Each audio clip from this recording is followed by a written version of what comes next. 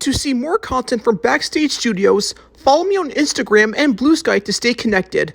Links are in the description.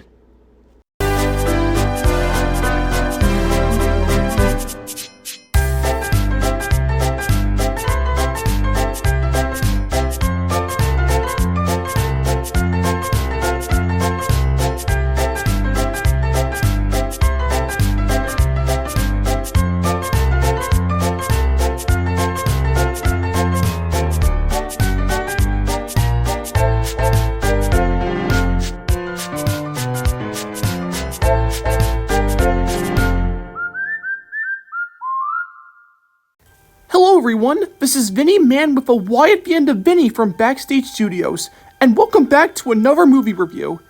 Now, I don't usually introduce myself for movie reviews, but I thought this could be a good opening catchphrase. Let me know what you think. Anyways, for this movie review, I will be talking about Beauty and the Beast, one of the most iconic Disney movies. Ever since its theatrical release on November 18th, 1991, it was critically acclaimed and was the first animated film to win Best Picture. As a kid, I liked it as it is, but what actually made this movie such a success?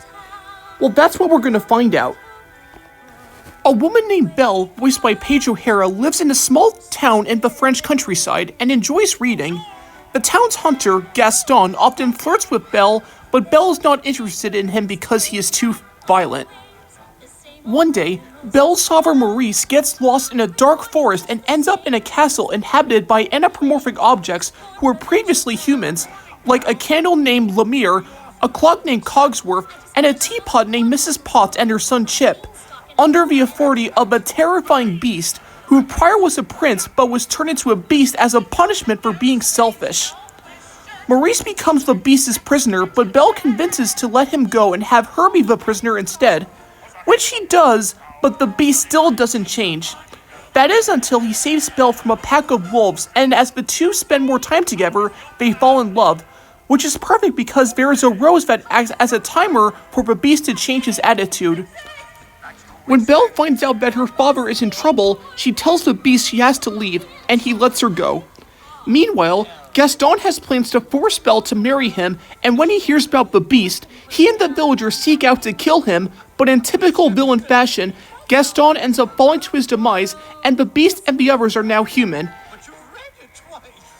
Wow, I never expected the story portion to go on for this long, but I think it is worth it because for a film based on a fairy tale, it is a big story. It was crafted nicely with all these events, but I believe the story also works for its message. The main takeaway from Beauty and the Beast is to accept people for who they are and to not judge a book by its cover, but another message I find powerful is treating others with kindness. When Belle tries to heal the scratch on the Beast, he takes the kindness to Belle by giving her a library.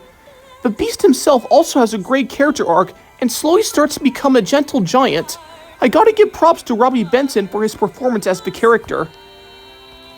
As for our other main character, Belle, she is definitely a lovely person.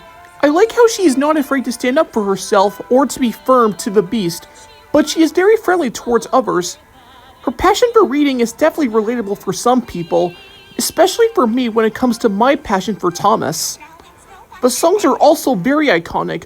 My favorite of them is definitely Be Our Guest, purely for its visuals. It is genuinely pleasing to look at and has amazing vocal performances from the cast.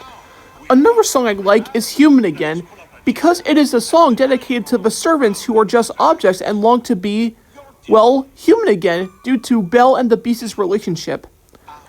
On the trivia side of things, the song was not included in the film when it was released in theaters in 1991. Why is that? Well, according to the executives, it ruined the pace of the story.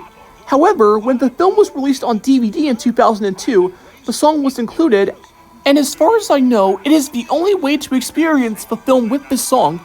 It is not included when you watch the film on Disney+, only for home media, which is very strange in my opinion, but at least fans get to experience the film in a different direction. Now, my only gripe I have with Beauty and the Beast is the villain Gaston.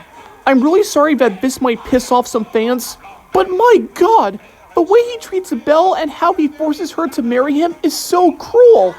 But Vinny, I hear you, villains are supposed to be cruel. You're not wrong about that, sure. A villain is supposed to be a bad guy so that the main character can face a challenge. Sometimes a villain has a goal they want to achieve, like in The Lion King, where Scar wants to be king and plots a scheme to kill Mufasa. That makes Scar a good villain, because he has a goal. But Gaston just wants to fall for Belle, which isn't a huge goal in my opinion. Not to mention, he's kind of a prick. But if you like him as a villain, that's fine. I'm not saying you're wrong. Overall, Beauty and the Beast is art. Taking a fairy tale and adapting it to the big screen, everyone working on this film truly cared. There is a lot to enjoy here, and I definitely enjoyed it on this latest rewatch. It truly deserves to be considered one of the best Disney movies of all time.